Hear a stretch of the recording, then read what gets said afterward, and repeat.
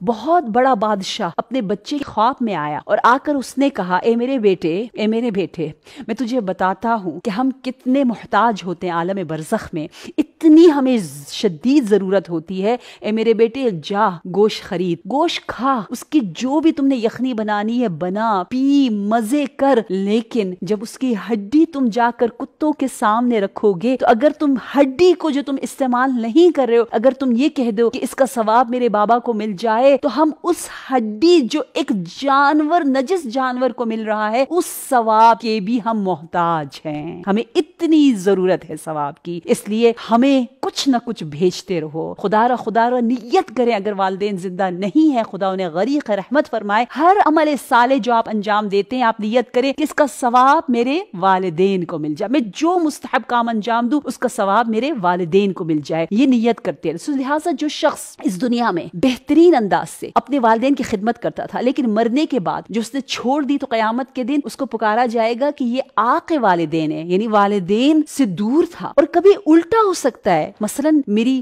بہت بری عادت تھی، میں نے اپنے والدین کو بہت دکھ دیا، زندگی میں انہیں تنگ کیا، لیکن جب وہ دنیا سے چلے گئے میں اتنا پچھتایا،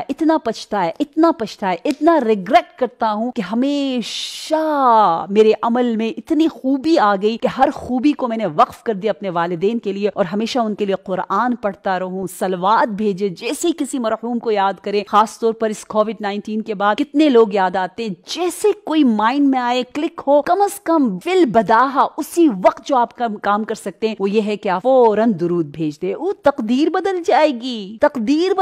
گی اس مرحوم کی۔ وہ کتنا خوش ہوتا ہے، جس طرح ہم کسی بہت ہی بڑے فنکشن میں جہاں آپ کو ایوارڈ مل رہا ہو، جہاں آپ کو کوئی پرائز مل رہا ہو، آپ کیسے بن ٹھن کے تیار ہو کہ خوشی خوشی اس فنکشن میں جاتے ہو، کہتے ہیں اس طرح سے شب جمعہ وہ بے چینی سے، خوشی سے انتظار کر رہے ہوتے ہیں، اسپیشلی جیسی خبر آتی ہے، فرشتے اعلان کرتے ہیں طبق نور میں وہ تحفوں کی شکل میں ہمارے سورہ فاتحہ، سورہ یاسین، سورہ ملک، سورہ واقعہ جب فرشتے لے کر آتے ہیں اس ٹرے میں، اس سینی میں، اس نور کے سینی میں، تو کہتے ہیں ایسے خوشی خوشی جاتے ہیں جیسے کسی بہت حسین فنکشن میں جا رہے ہو۔ لہٰذا کبھی فراموش نہ کریں اپنے ان اقربا کو جو اس دنیا سے جا چکے ہیں، اور ایک درود بھی بھیج دیں، اور بعد میں بیٹھ کے آرام سے کوئی سورہ پڑھ لیں، نہ کہ ہمارے پاس وقت نہیں ہے۔ آپ کو پتہ ہے آیت اللہ بروجردی کہتے ہیں میں نے ان اوقات میں 13 جز آف قرآن کو حفظ کیا، میمورائز کیا، جن اوقات کو آپ لوگ وقت ہی نہیں سمجھتے ہو۔ مثلا